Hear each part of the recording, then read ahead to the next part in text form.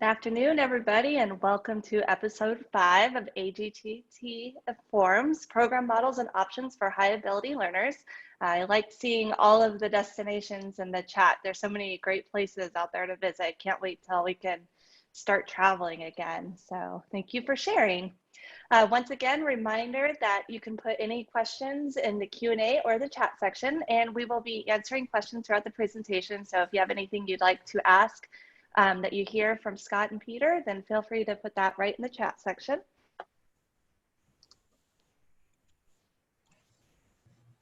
Just want to remind you all that we together we are better, so please consider joining as a member if you have not of our organization. All of your donations and membership dues go towards putting together resources such as AGT and forums, and we are constantly adding new resources and programs to our website. So please feel free to go over to the membership page and join as a member.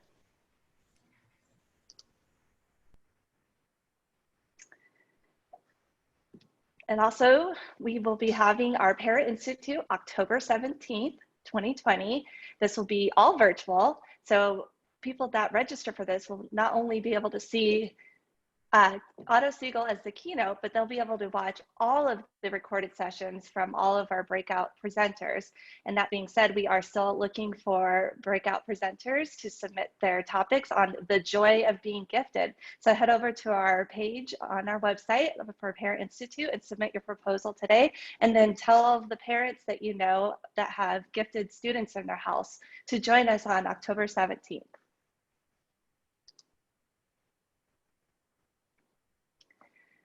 If you're enjoying these AAGT Inform sessions, we will be having more throughout August, including next Wednesday, August 5th, with Marianne Landreth, who's going to talk about curriculum and instructional strategies to support school options. So be sure to register for that. We still have spots open. They are limited, but we do have a few open right now. So go over and register for next Wednesday's AAGT Informs. All right, well, I am going to turn it over to today's speakers. We have Peter Laing, who is joining us from the Arizona Department of Education, and Scott Hagerman, that is coming up from Tonka Verde Unified School District. Sorry about that. So I'm going to turn the floor over to them and let them get started. Nice to see everyone. Thank you for joining us today. I have to say this is probably the first time in maybe 4 months that I've actually put on a coat. So I feel very, very professional. But it's probably a better than even chance I'm wearing shorts. And I'm a policy advisor with policy and government relations with the Arizona Department of Education. And part of my role is to also provide leadership for gifted and advanced placement programs and related initiatives.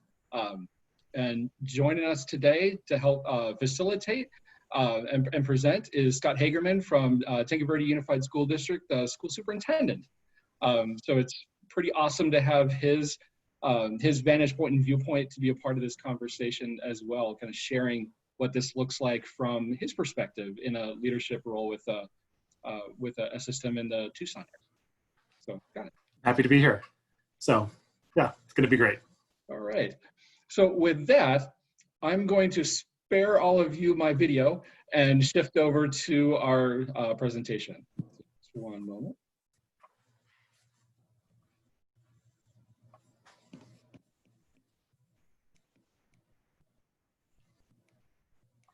And just a quick check to make sure that you are in fact able to see my screen.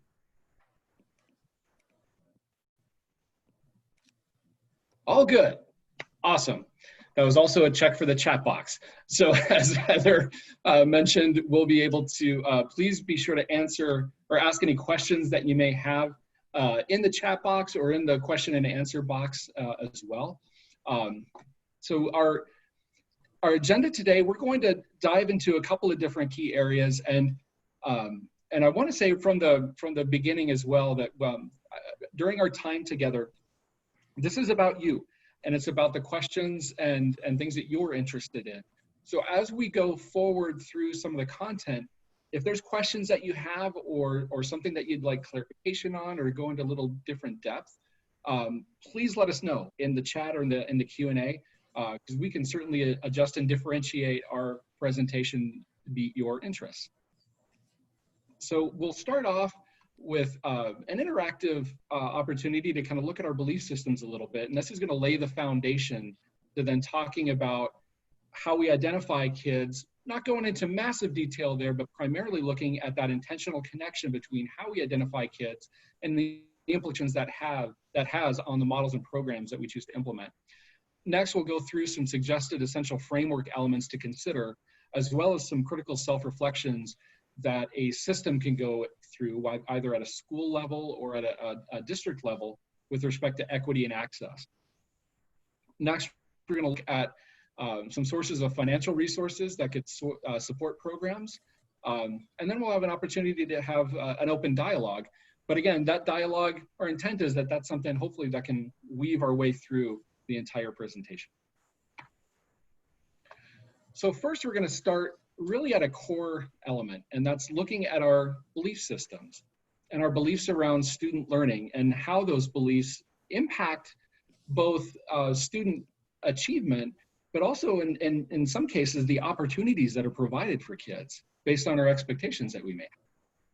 So given that, I'd like you to consider the following open-ended statement first. All kids can learn. This is something we hear all the time. I'm sure that this is something that your school principal or your version of Scott, your superintendent at your district or charter, I'm sure you've been in staff meetings where you've heard all kids can learn and everyone kind of shakes their head. Well, we're going to dive down into that a little bit. And we're going to look at a couple of different statements that kind of start with the stem of we believe. So let's look at this first one. All kids can learn based on their ability. This says, we believe all students can learn, but the extent of their learning is determined by their innate ability or aptitude. This aptitude is relatively fixed, and as teachers, we have little influence over the extent of student learning. It's our job to create multiple programs or tracks that address the different abilities of students and then guide students to the appropriate program. This ensures that students have access to the proper curriculum and an optimum opportunity to master materials appropriate to their ability. So let's take a minute, and I'm going to have you reflect on that statement. And in the chat box, if you could pop in some of your initial sort of gut takeaway to that statement, or what are some key words or phrases that you see within this statement? I'll give you a minute to do that.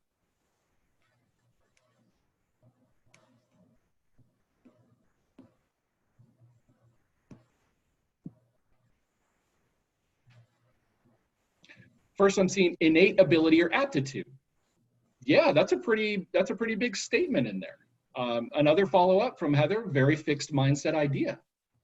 Yep, in fact, that's I think where we're getting at. Aptitude's relatively fixed.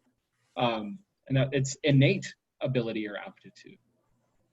What are some other key phrases? Access.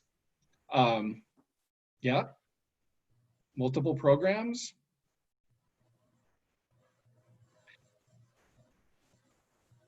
Yeah, absolutely. And hearing like the school's strong believer in growth mindset, yep, we're going to get there for sure. I believe the teachers have huge influence over student learning, so I disagree with this statement. Good on you. So yeah, optimum opportunity, address different ability. Yeah. So these are some good takeaways. There's definitely some key words in here, and you might think of them as like qualifying statements a little bit. Because we say that the extent of their learning is determined by innate ability or aptitude. To your point, yeah, that's very much a fixed mindset. Also, this idea that teachers have little influence. To Deborah's point, no, the teachers have huge influence over this. It talks about create multiple programs, guide students to appropriate program. Okay. Ensure students have access and optimum opportunity to master. So there's some things in there that are interesting, that are positive. You've probably heard a statement almost like this, verbatim. Here's Kathy's statement. Says whole statement limits the students and makes it seem like the teachers can only do so much. I would agree with that. Another, Valerie, environment influences learning.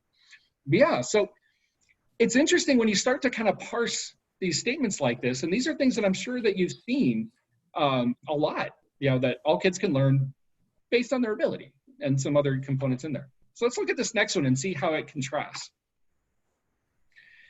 All kids can learn if they take advantage of the opportunity to learn. We believe all students can learn if they elect to put forth the necessary effort. It's our job to provide all students with this opportunity to learn, and we fulfill our responsibility when we attempt to present lessons that are both clear and engaging. In the final analysis, however, while it is our job to teach, it is the student's job to learn. We should invite students to learn, but honor their decision if they elect not to do so. What are some kind of key takeaways or phrases that you're seeing here?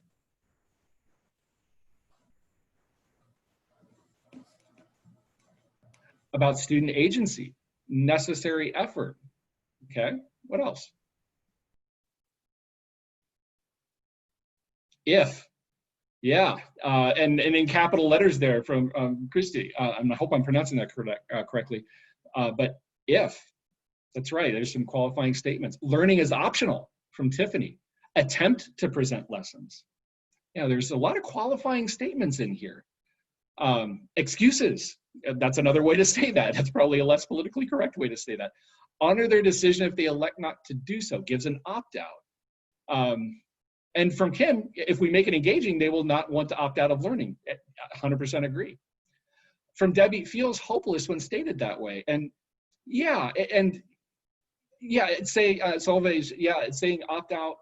Yeah, there's some qualifying statements in here. And I bet you've heard this. This is one that I've heard a little bit more at a high school level. And I don't know how many high school folks we have on the line, but you know, you hear that a lot. Like, I'm here to teach geometry. You know, whether the kids are get it or not, it's like, hey, I'm teaching it. You know, it's so we kind of hear that a lot. So it's some qualifying statements on here, kind of puts it on the student, kind of takes the the teacher a little bit out of the equation. From Kate, it's our job to ensure students learn, not just teach the content. 100%. So let's see how this statement now can contrast with this one. All kids can learn, and we will accept responsibility for ensuring their growth. We believe that all students can learn and that it's our responsibility to help each student demonstrate some growth as a result of their experience with us. The extent of the growth will be determined by a combination of the student's innate ability and effort. It's our job to encourage all students to learn as much as possible, but the extent of their learning is dependent on factors over which we have little control. So what do you think about this one? What are some of the kind of key phrases? How does it contrast?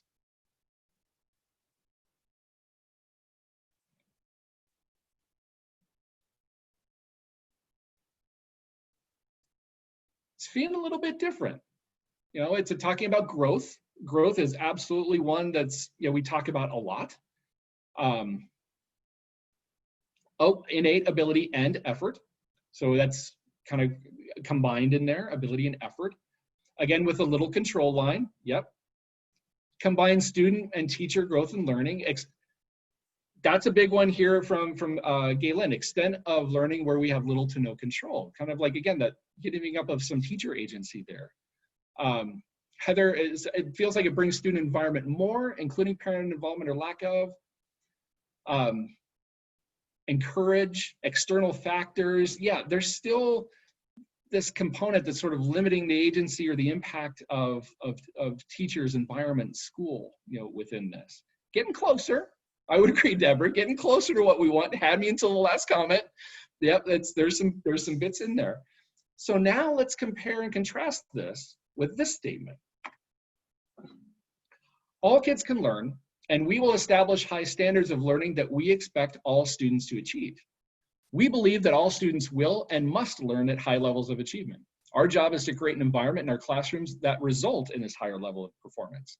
We are confident that with our support and help, students can master challenging academic materials, and we expect them to do so. We are prepared to work collaboratively with colleagues, students, and parents to achieve this shared educational purpose. more hope here. So what's missing from this one that you saw in some of the others?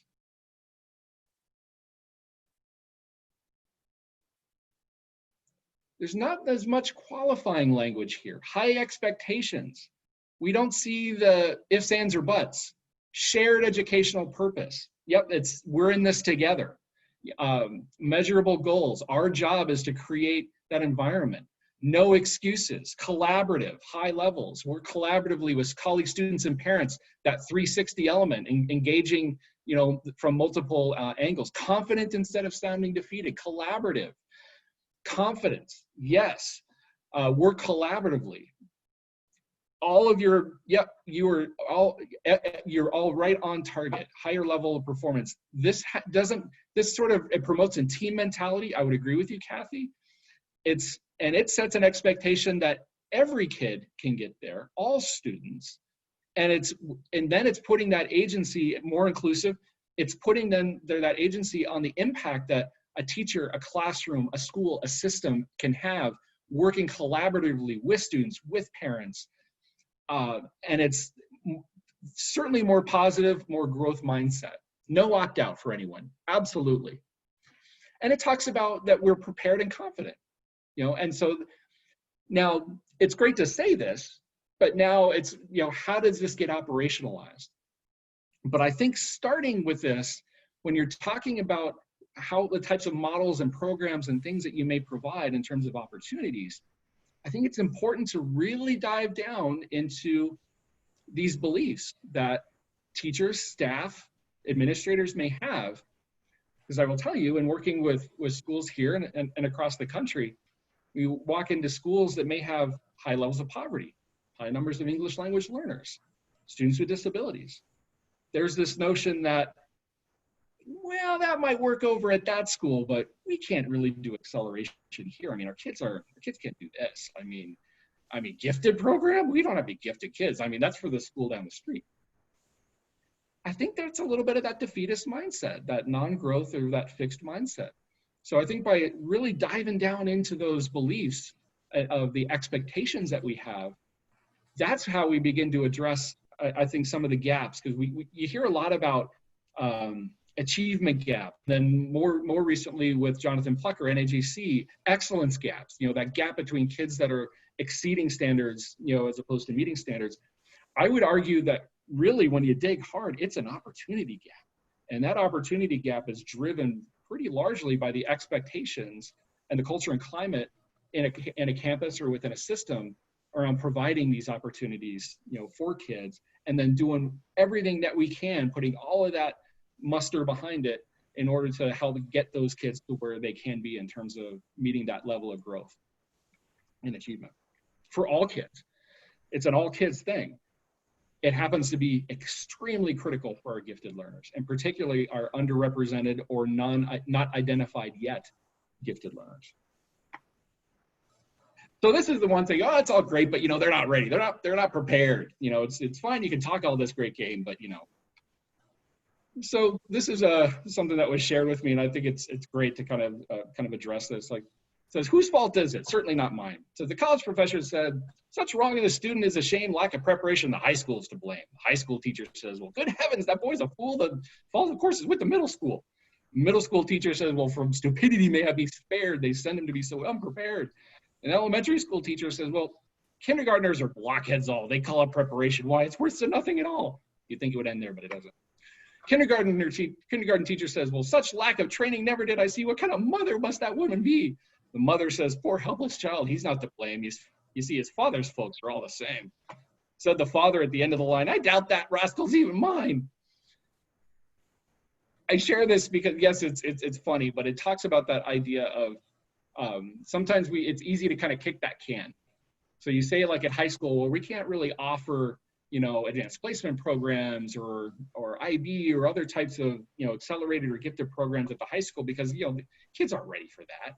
And then that can just get kicked and kicked and kicked, and nothing changes. And then you're stuck in that cycle of low expectation and lack of opportunity. And Debbie's point, assess the situation, not the blame. Yep. So when we're talking about a good chunk of this is about excellence. And if we're talking about access to excellence, it really comes down, for me, it's that cultural and climate, attitude, perceptions, and beliefs. And expectations really do matter. And then we talk about excellence. Well, you can't really get there without access and equity. And this is a great quote from colleague George Henry in Utah. It says, without equity, you can't really say you have access. And if you don't have access, you can't really say that there's excellence. And so you really only have excellence when you have equity and access together, and that there is full opportunity for folks to engage in the process. And again, expectations absolutely matter. So speaking of expectations, this is one of my favorite cartoons of all time. Far Side, Midfield School for the Gifted, sign says police pushing. Really, when we're talking about expectations, for me, it's about the lens that people bring and the lens that they apply to different contexts. Because yeah, this is kind of funny, and but I think it's about the lens. What if I were to tell you that kid's an English language learner and can't read the sign? Or the kid has a physical disability and can't open the door? Or one of my personal favorites is that kid knows exactly what to expect when he goes through that door, even though it says School for the Gifted, but it's such a mismatch between how that individual kid thinks and learns, maybe it's a twice exceptional kid, that he's just like, please, kind of defeated. My actual personal favorite, that's the teacher trying to keep the kids in. So when we're talking about opportunity, there's the idea that all kids should have the opportunity to demonstrate their ability and potential, or get the characteristics when you scratch hard, through multiple means and measures. And when we're talking about identifying gifted kids, so now we're getting to that section around matching identification and that connection in with programs and models. That really, when we're identifying kids, it should be a diagnostic process. And diagnostic meaning, just like what it sounds like, where you go into to see a doctor and you're not feeling well. If you walk into the doctor and the doctor walks over to you and kind of pulls out at the little hammer thing and just kind of, hammers your knee and said, oh yeah, you're fine. It's like, well, but aren't you going to run tests? Like I kind of feel short of breath. Like I've got some chest pains. I got some other stuff. It's like, is that all you're going to do? No, they're going to look at multiple measures to do a differential diagnosis to try to dive down into what might be going on. Same thing when you're identifying gifted kids. Ultimately, what we're trying to do is to find out information for an individual kid about how they think and learn. Really, that's how they acquire, process, and apply information, because our gifted kids do that in different ways from kids that might be their same age or grade. And then you use that information to then directly inform the curricular instructional assessment decisions that are happening for that individual child. And that's the piece that sometimes gets missed. We've done a lot of work on multiple measures to try to identify gifted kids and to be more equitable. But often all that data and the usage of that data stops as soon as a name goes on a roster. There's a lot of data to be mined there about how we leverage that information to directly informs the type of programs and models and strategies that we're using within those programs and models. So when we're looking at identification systems, ideally we're looking at opportunities to both develop talent in high potential kids and then enhance existing talent for our kids that may already be high achieving or performing. They're going to need different things. And that means different models, different programs, different strategies. And that system should be based on inclusion, helping all kids grow and achieve according to their ability and potential, and differentiation based on need, rather than exclusion, which is code for single source cut score, meaning we're just looking at one score on one test and that's how we're making our determination. So we're looking at multiple measures. Ideally, we're looking at across a whole host of things, and we're looking for kids that have had similar opportunities to acquire similar skills. That's a fancy way of saying you should really be looking at local norms. How do these kids stack up against kids in the same school or across the same district? National norms are helpful. They do provide useful information. They happen to be a little less helpful the less you look like that norm group. So the more that you might be, have a high poverty, minority student, ELL, all of that, you're looking less and less like that national norm group, and they're becoming a little less and less reliable. Ultimately, what we're trying to do is, there's the old Tip O'Neill quote around politics, and all politics are local.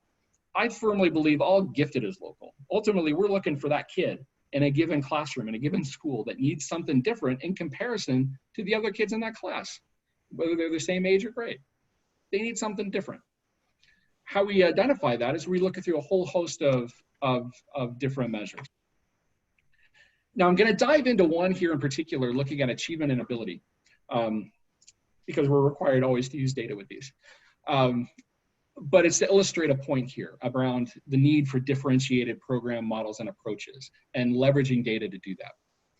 So these are data that's been adapted from Dave Lohman, University of Iowa. He was the author of the Cognitive Abilities Test.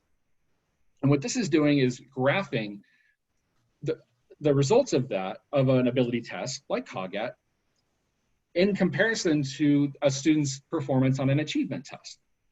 So for sake of argument, let's call the achievement test like our, AZ Merit or AZM2 math assessment.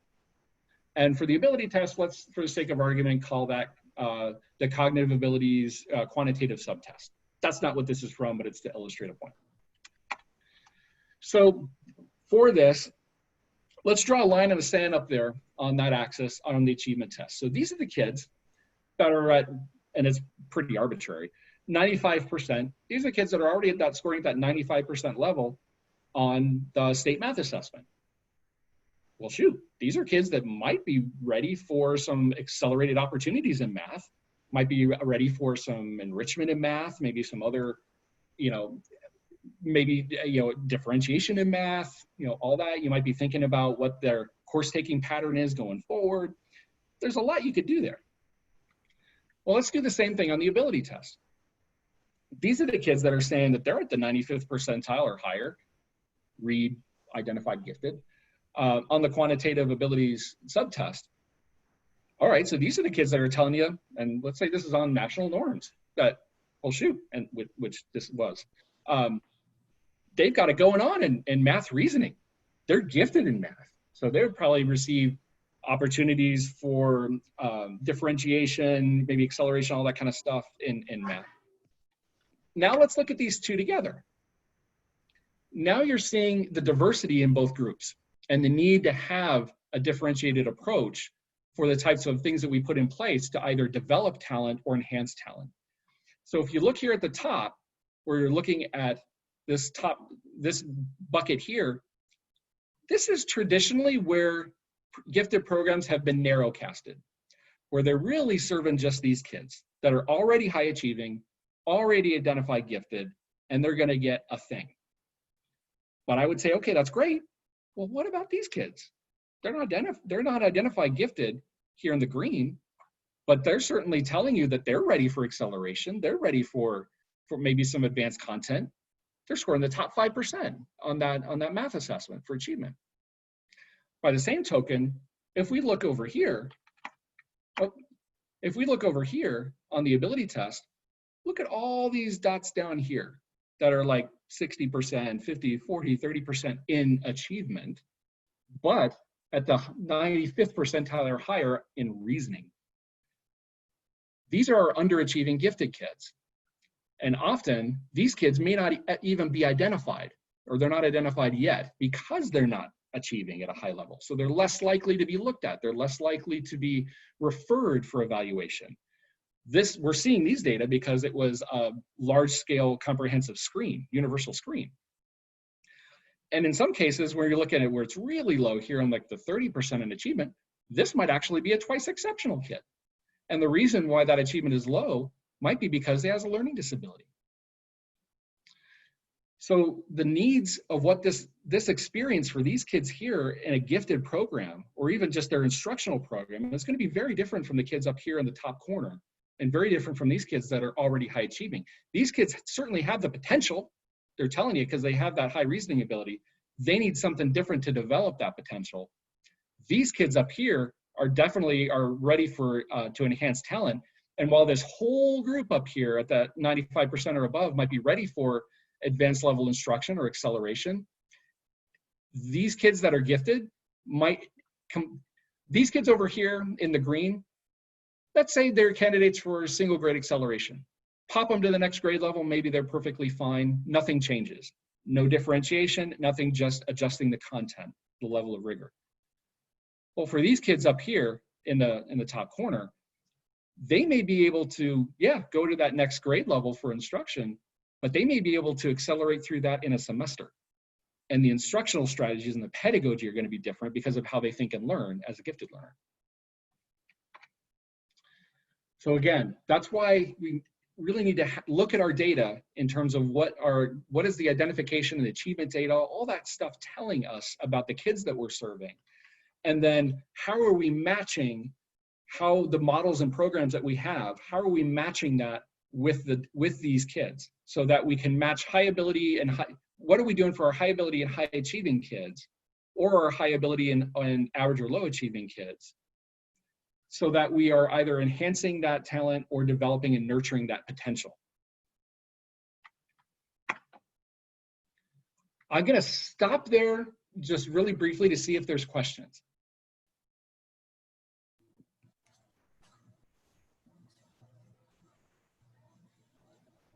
Okay, so then we're going to pop on. So what do programs and services look like in the schools? Well, by definition, they're really going to vary based on local needs and context. One size truly only really fits one in this circumstance. Because what you would do for a school that might be in a large elementary school in, let's say, the Cartwright Unified School or Cartwright Elementary District is going to be different from what you would do with the literal, well, they have 3 rooms, 3-room schoolhouse up in Crown King, of which one room is the town library, one room is an office, and then the other is actually the one room for instruction with like 4 or 5 kids. That's going to be very different. And so you got to take into account the size and demographics and all that data around that student population. Next, taking a look at the district and school vision and mission. Why is that important? Well, we have some schools that may have a focus of their school for the performing arts. And so they engage and provide their academics and instruction and all that through that lens of the performing arts. Great. So that should definitely be taken into account in designing what that experience looks like for opportunities for programs and models of instruction for our gifted and high ability kids. Next, grade levels served and the staffing models. What's going to happen at early childhood, meaning like K1, 2, versus elementary, probably traditionally 3, 5, and then middle or secondary that could in itself be split into middle school and high school. It's going to be very different from what you do. And staffing models are going to play a role.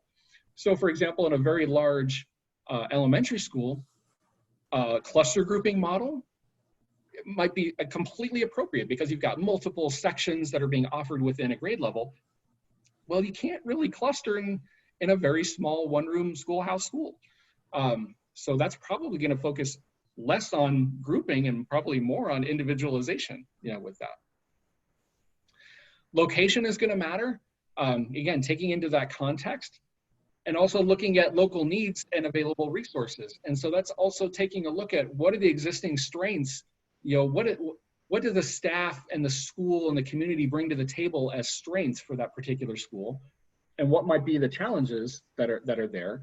And then also looking at available resources. What's the type of teaching staff that you have, their readiness, or do they have folks, that are willing to, or able to step right into something, or do they need to be, to receive some professional learning support over time to develop their capacity to be able to work within a model?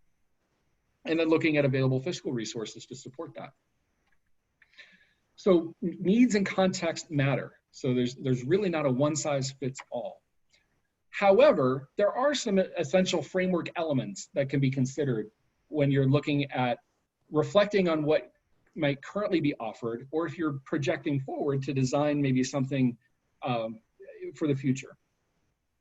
First, right off the bat, is this concept of ongoing talent identification and development, that really should be integrated into a school's core mission. It goes back to that belief statement 4, that all kids really can learn, and what are we going to do and this is what we're going to do to get them there. That has got to be woven directly into the core mission and vision of the school. Next, taking a look at grouping strategies where appropriate. And there's many different strategies to leverage, from flexible grouping and things that happen within a given classroom, or groupings that might happen flexibly across classrooms or within a content area, or cluster grouping according to specific models, such as the Bruce-Weinberger model or the Gentry model for school-wide cluster grouping. But grouping strategies, we know, have solid research behind them, but there's a lot of different potential ways that you could group. And it's this, and kind of redirecting Debbie's comment that's there in the chat box, assess the situation. Take a look at your current context. What makes most sense? Next, acceleration strategies. There are a wide number of acceleration strategies, at least about 22 or so or more. And there's some great resources for this through the Bell and Blank Center at the University of Iowa. And they've developed and engaged in some of the key research in this area, where we've have about 100 years worth of data substantiating that acceleration works. And it's actually one of the most well-researched and effective educational interventions that we hold writ large.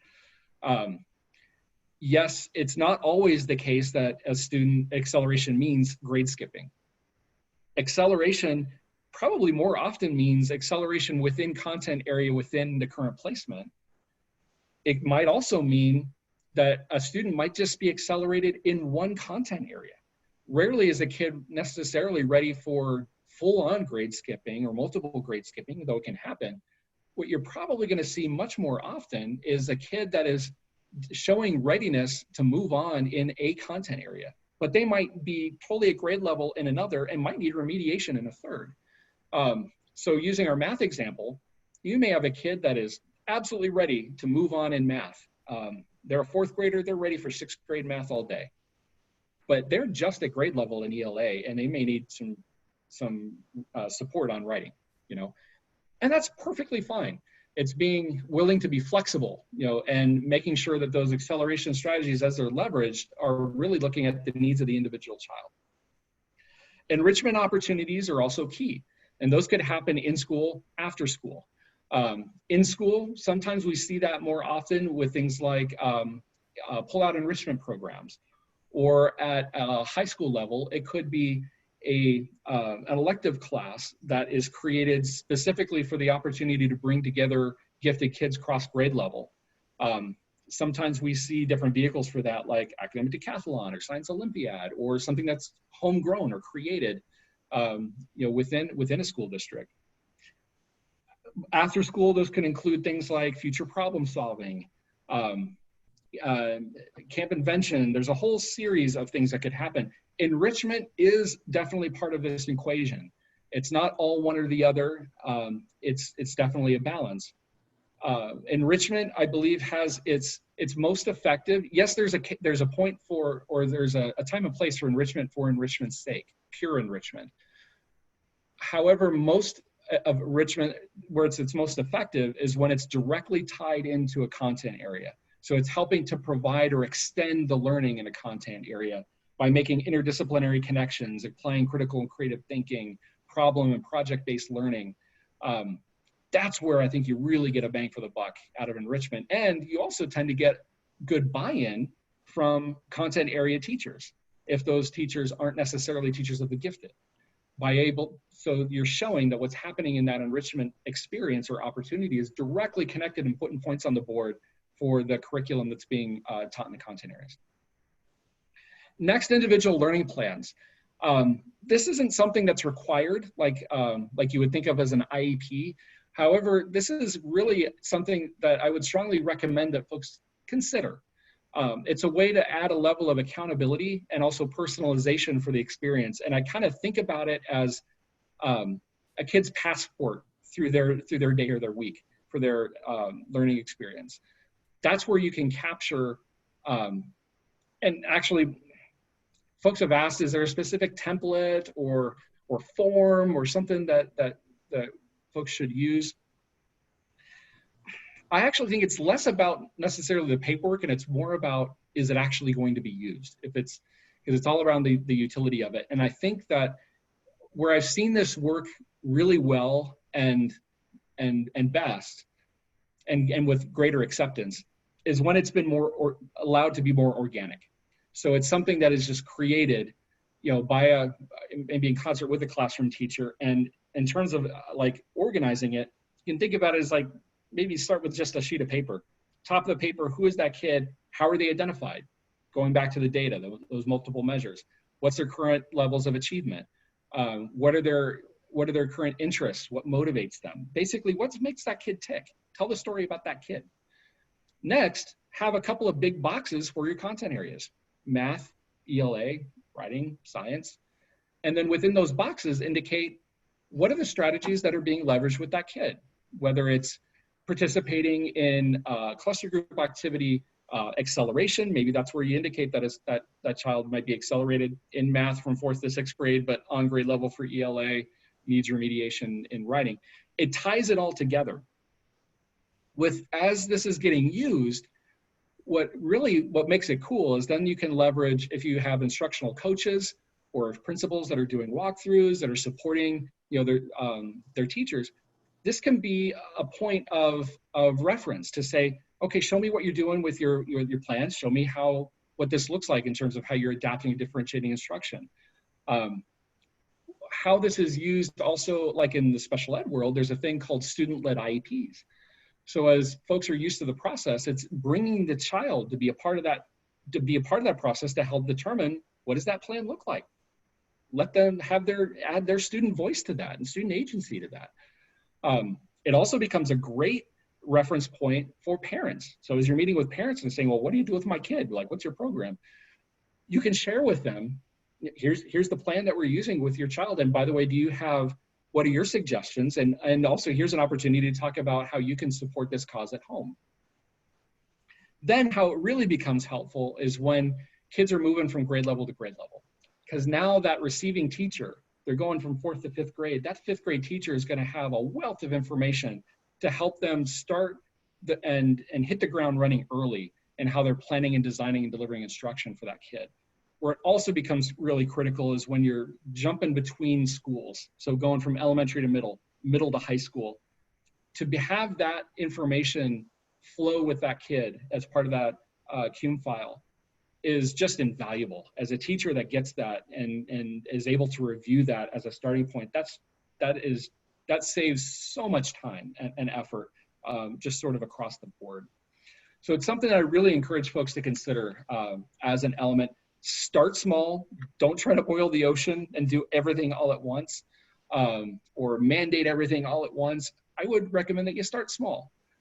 Pilot it out, get buy-in, get some success with that.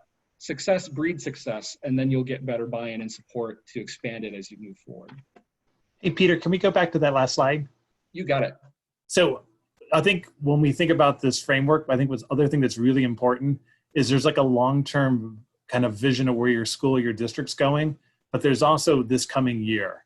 And this coming year, this framework, in my mind, creates opportunities and some hope. Because we're going to have kids at home, kids in hybrid, kids in a lot of different situations. So now if we look at this framework and think how we could use our time differently, and now that our structure is not quite the same as it always is, how could we be grouping? How could we give kids acceleration opportunities and just start to think about the ways that we could use our days and cluster kids in different ways to provide things that we otherwise wouldn't, because we were kind of in our normal traditional kind of setting. So when Peter and I first sat down and thought about this presentation, this was one of the slides that really jumped out at me, because my biggest thing for next year is, no matter all the challenges we have, we also have some opportunity, and we have to find amongst ourselves a way to create hope and just kind of creative opportunities for our kids too. And so thinking about all these things, I think is super important. That's really great, Scott, and thank you, because you're spot on. Yes, this is, and it's a term that gets thrown around a lot, but unprecedented, massively challenging, circumstance. At the same time, there may be some opportunities here for gifted and high ability kids. Oftentimes, the biggest barrier to implementing any type of acceleration strategy or grouping strategies or things like that has been philosophy. Not based on research or data, but just based on philosophy. They don't think it works or that it's going to be harmful.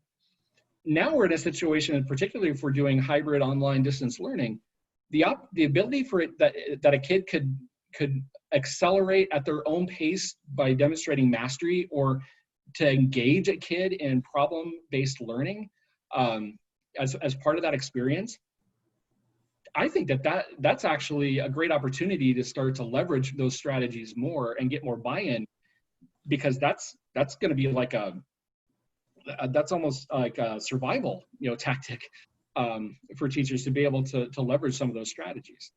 So I think there is some opportunity. So some additional things to consider. You definitely want to, again, be intentional about how you're matching these opportunities, curriculum, instruction, assessment, all of that writ large, being intentional about matching that to student need and readiness based on the data that you have. Also, social emotional supports and intentional counseling and guidance services specifically for gifted learners are critical, and they should absolutely be included in your planning for your models and delivery. Of course, the other big one is that none of this drives without teachers in the classroom that are supported. And so having that ongoing teacher professional learning, professional development, that ongoing support and dialogue is really critical. Parents are also critical to this equation as well. And that can be very challenging, and I totally get it. But the more that you proactively reach out on the front end, reach out to them and bring them into the process, that's only going to help support you down the road, and in particular from an advocacy perspective, because parents, once they're on your side, they can say things and advocate for things that you can't as a teacher or a school employee. They can stand before a school board and advocate for programs and things in a way that you can't. And so having them engaged and with you is really critical. And then also business and community outreach. There's opportunities to connect in with folks in the community to help support your programs. There's a great example of this in the Liberty School District, elementary school district, where a coordinator at the time worked with a local landscape architecture and design firm, and working with them and with their gifted kids, they worked to design collaboratively an outdoor learning space for the school. The kids were actively engaged in that design and actual creation and doing the work with the firm. They got community-based partnerships and business folks to kick in to help fund it. And now those kids had like a year-long, awesome, real-world relevant project-based learning experience where they're absolutely leveraging all those critical and creative thinking skills in an interdisciplinary way, where now they actually are seeing that, oh yeah, it is a good idea to kind of know things like, geometry and volume and things like that when we're, it puts it all into perspective and relevance. And then they have a really cool outdoor learning space. So that's just one type of thing.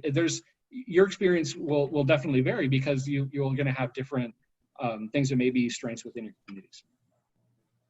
So here's some self-reflections, and this is something that can help when we're talking about, in particular, equity.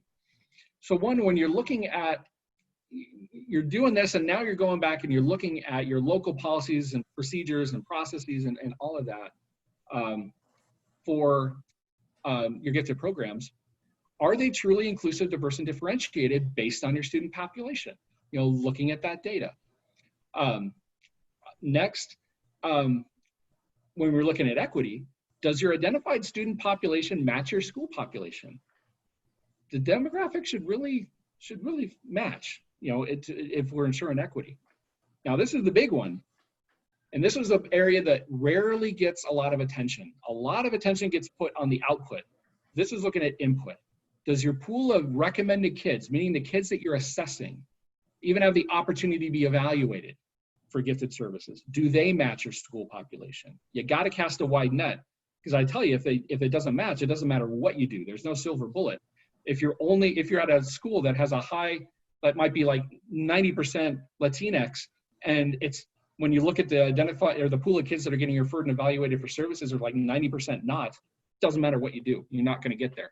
So that's where being very intentional about looking at that recommendation pool, and in particular, looking at things like universal screening and evaluation, that helps to address some of those issues. Next, are you involving all teachers in job-embedded ongoing professional learning around nature needs of diverse gifted learners? This isn't just a teacher of the gifted thing. I really believe that this is an all school thing. It's the idea that if we're doing talent identification, it's the concept of being talent scouts. Everybody's got to be on the lookout. Del Siegley from UConn has taken it back further and added to talent scout. Don't be a talent scout, don't be a deficit detective. Most of our teachers are really great at being deficit detectives, diving down into that data, to come up with interventions and all that kind of stuff. This is about involving all teachers to be talent scouts. Look at it from that growth mindset, from that, and not from that deficit mindset.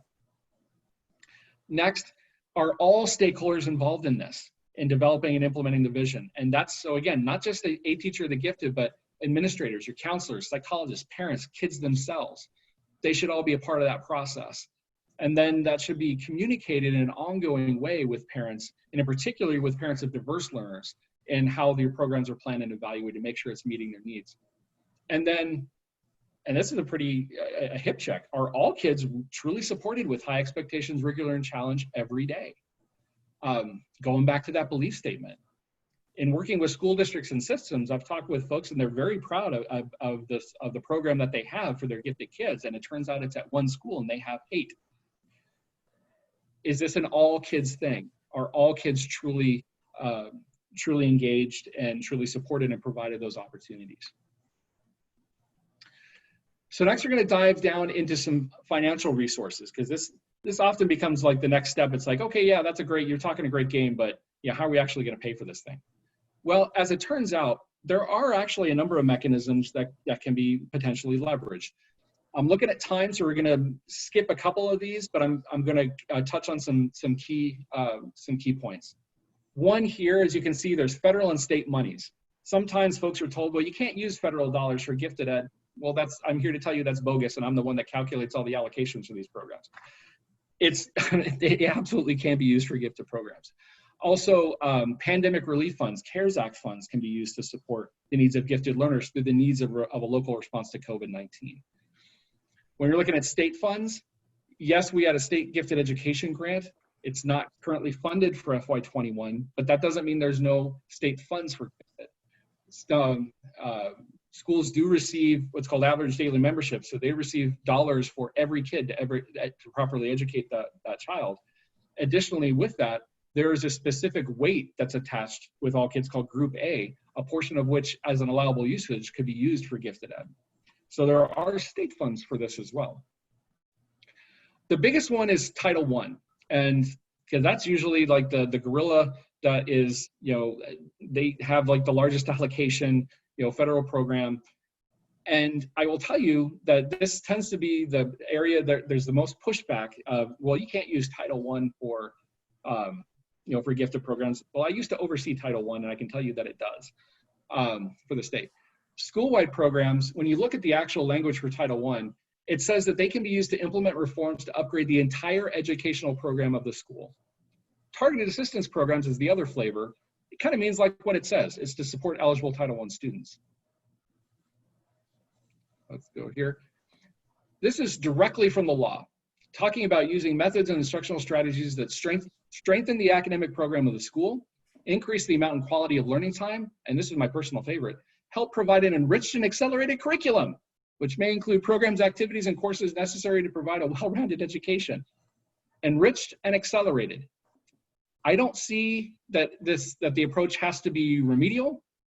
I don't see that a deficit approach has to be used. It talks about getting all kids to engage in an enriched and accelerated curriculum. And by the way, identifying and serving gifted and talented students. That's actually in the law as well. So, and that's actually, if you want the citation, it's 1112B13A. So there's some myths and misunderstandings about Title I in particular, and credit where credit is due. And U.S. Department of Ed put out a guidance document called Supporting School Reform by Leveraging Federal Funds in a School-Wide Program. You can find this on the U.S. Department of Education's website. I believe you can also find it on the ADE website on the Title I page around school-wide programs. It's a great document that goes into detail in dispelling some of these myths. This is just one section of it, just to highlight, because I'm sure you've heard this. One that, well, we can only use Title I to support math and reading interventions. Nope, they can be used to support academic areas across the school based on that school's needs assessment. Or you can only use Title I for remedial instruction. Nope. The purpose is to upgrade the entire educational program of the school to raise the achievement of low achieving kids, but that isn't achieved just through remedial ed. You can do that by providing accelerated and enriched opportunities, including helping kids to prepare them to take more advanced courses by providing in-school intervention, after-school support, Saturday support, summer school programs, basically the type of stuff that we would typically do for remedial education. You can do to support kids to engage in a accelerated and enriched curriculum.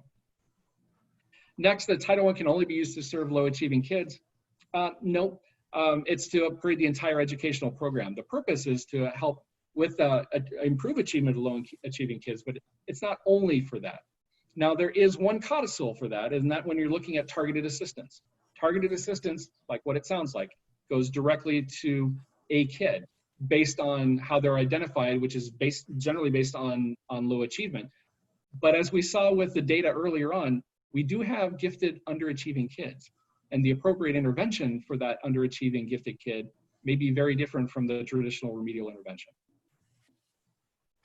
Title II, also, it's quite explicit that it shall address the learning needs of all these kids, including gifted and talented. And providing training, it talks about providing training to support early entrance to kindergarten, enrichment acceleration. It actually references in the law curriculum compacting activities, things like dual and concurrent enrollment. Title IV-A, also around improving access to well-rounded education. I know we're running short on time, so I'm going to pop forward here a little bit. Here's some key takeaways. A, federal funds can absolutely be used to support gifted and advanced learning. They encourage it. So the law is your friend. Be a part of the annual needs assessment process. You may have heard of something called a CNA, or comprehensive needs assessment. Be a part of it. Leverage your data, demonstrate your needs, and tell your story to evaluate your progress. Next, be a part of that planning process, because those school-wide plans, district plans, are designed to be done with teams. And so ask to be a part of that team, ask for that seat at the table. And next, when you're creating a plan, take a look, focus on your needs, less on the money that you need. Focus on what you want to do, what your plan is. Create the plan first. Then you can see the whole field and potentially leverage many different sources to get there from here. Don't try to only leverage one source to try to fund everything. And that, when I work with people, that's the biggest thing, because you try to match a project to a funding source instead of figuring out, this is what I want to do, then go to your principal, your superintendent, and then we figure out across all these different funding options, how do we make this happen? And so that is exactly right on. Absolutely. So with that, I know we're right at the end, but if we have questions, we're certainly willing to address them. There was one, it was a comment from Carolyn about using individualized plans, especially with remote learners. And I think she's 100%. Right on that. I think trying to create relationships and connections with kids remotely is going to be challenging. So using a process to develop individualized plans that they're a part of, which is kind of like where she's pointing, is it's like right on. How do you kind of build this connection, build this understanding of how to meet these children's needs. One thing that I did when I worked kind of with twice exceptional kids is when I would do an individual plan, I would start kind of brainstorming around the 2 or 3 things that they were like this is the things they're most into and most like their strengths, and then kind of like do like a mental map of, and then take all those brainstorming ideas and go exactly where you were, Peter, with, okay, let's put it in this format now. So sometimes you might just want to like kind of stretch out and kind of just brainstorm around what the kid's about and then organize it into kind of a structure. That's great. I see another question about where can I find resources for project-based learning for first graders? I am going to put something, all panelists and attendees. Okay.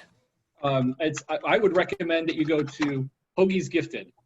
BIE is another one. Hoagie's Gifted, if you just do that search in Google, it'll pop it up. I kind of call it like Google for Gifted. It is really great. And you can dive down in and you can search across for different grade levels, different content areas. PBL Works is great. So yeah, that's a place that I would start there as well. So in terms of, oh, sorry, go ahead. So we have another question. Scott, what do you need from a teacher who wants to implement one of these ideas? So How can they approach you? So I think you come out with like, why is it matched your kids' needs? So if you have a notion that, hey, I have this thing I want to do, and this is how it connects to the students I'm working with and their needs. And then when you have that discussion, try to figure out how to, it's going to be some give and take, and we're going to have to figure out how to make it work. So come in and say, okay, let's start like flexing and trying to kind of improv to figure out how do we make something happen for the students. So kind of come in and say, this is the program, this is how it connects to my kids. And then be willing to kind of like, let's see where we can take this, and not kind of like lock into an answer before you even start the discussion. But I think this year, I think there's going to be a lot of opportunities for like small cohorts, kind of mixed groupings, developing one-on-one plans for kids. And so I think you should start kind of making those like that laundry list of all the things you've always wanted to do, but never could fit it in the schedule. And this might be the year that you could find like 2 or 3 of those things and say, hey, now that time's going to look a little bit different, there's a couple of things, or here's a group of kids that have a real interest around a subject. Can we do a problem around it? And let's do a project or a problem to kind of utilize the fact that schedules are going to look different for a while. We have one more question. Do teachers have the freedom to do what they think is necessary for a student, or do they have to stick to the textbooks? So now in the world of Tanque Verde, what I would really want you to focus on is like really getting into what your learning intentions for those kids are. So you wouldn't quite just do whatever, but you would really say, this is where I want to go. These are the things I want my students to be able to learn, know, and do. And then working with them, think about like what success or like ways that kids can demonstrate that kind of learning, and then use that to find materials and resources and things that support that kind of learning intention that where you want to go with the students. Yeah, I would agree with that, Scott. Generally, we're really where the rubber hits the road with gifted ed, and you're thinking about like what and how, like what is content. The how is really where the magic happens. It's the pedagogy. It's how the kids are getting from A to B within that content area based on how they think and learn. And that's really where the magic is in the art and science of a teacher. And like the more you can co-create with them along the way, the better. Absolutely, absolutely. So in terms of some critical takeaways, I would encourage you and challenge you to be a champion. Stand up for your kids, stand up for your programs. That leadership and vision matter, and that integrate your ongoing talent development and an identification process into your school's core mission. Really dive down into that belief. And part of that might be looking back at your existing, vision and mission statements. Do you see some of that qualifying language? Or in staff meetings, are you hearing some of that qualifying language? It's insidious. And it's something that unless you really take time to examine it and talk it through, it can really have an impact on the whole mindset, climate, and culture for supporting opportunities for gifted and advanced learners, or really for all people. And then with that, have and maintain high expectations. Easy to have them, hard to maintain them, and recognize that.